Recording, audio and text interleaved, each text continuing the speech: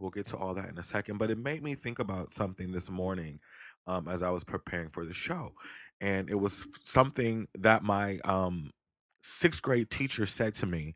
Um, this was, oh, God damn, what how long ago was that? Let's see how quickly I can do my math. Let's see. Okay. Anyway, whatever it was 1994. Shout out to my sixth grade teacher, Miss Qualls. She doesn't listen to the show because it's not, she's a very um sophisticated, elegant, always dressed to the nines. She comes from the old school. She doesn't have time for the riffraff and all this talk that I got going on. You know what I'm saying? She's like, and no offense to her, she's classy. She is the most. Let me tell you about Yvonne Qualls, okay?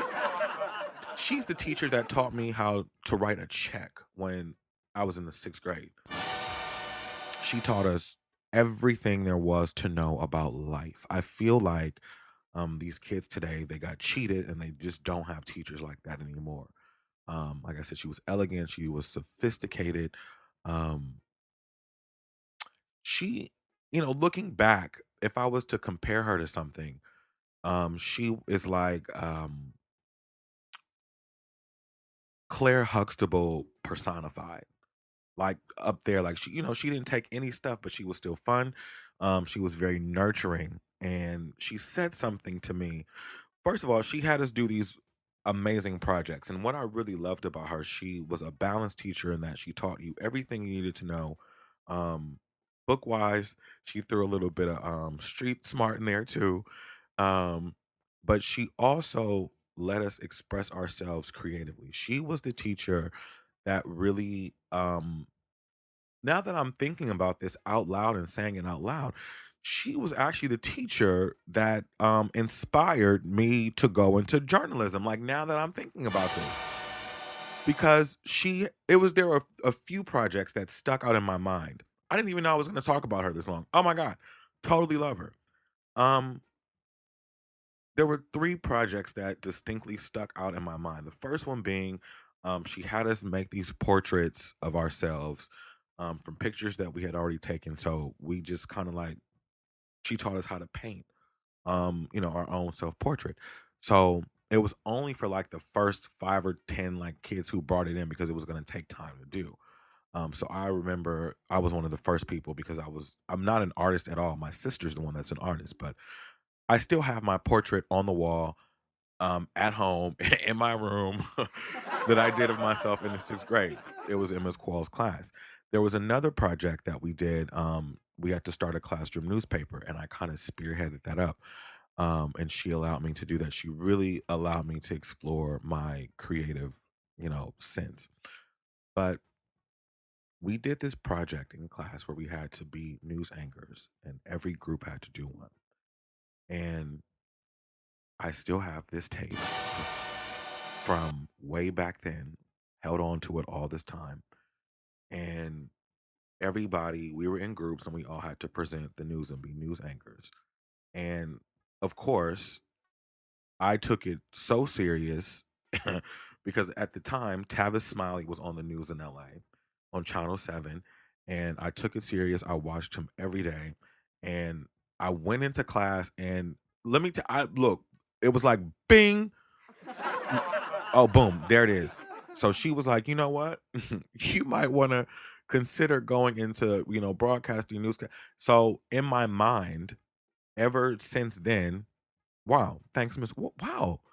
You know what? This is so interesting. And this is not even what I wanted to talk about. Oh my God. Another thing, wow. Wow. Didn't even connect that until now. Hmm. We had to do a project because at the time, sixth grade was the last, class in elementary school. And she had us make these they're yearbooks in a sense, memory books. But everybody had to write a bio of themselves. Um and we all took our pictures and we everybody in the class had one. And on the inscription, Miss Qualls, I don't remember the exact words, but it was these are the what I remember verbatim from that paragraph. And I still have the book laying around at home somewhere. But she said, make friends and keep them. And because I took Miss Quall so serious and revered her so much, um, I took those words to heart because I knew that she really meant them and she was serious about it. But it was even bigger than that. She saw something in me that I knew that I had to correct. And I said this in shows before, correction is a form of love, but she did it in a way that would materialize that I would keep forever. And I still have that book. But in saying all that, okay, I'm about to ugly cry. Excuse me. I don't, this is the second time I've ever cried on air, and they're all for good reason. So excuse me, like if I continue to like break down further, because I totally wasn't thinking about this until now. She said, make friends and keep them. And the struggles that I've gone through to keep friends. Give me a second. The struggle that I've gone through to keep friends. But the struggle, she didn't know the struggle, but the struggle that I've gone through to keep friends and the fact that she saw something very early on in me that she knew that I needed to correct, that's kind of like been a lifelong thing. Um, I need to get this tape to her some kind of way, but I want her to know that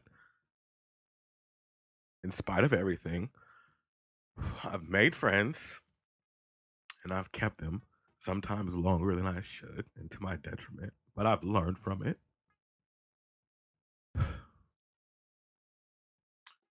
But even in the conversation that I had last night, it made me so grateful that I have friends that we propel each other.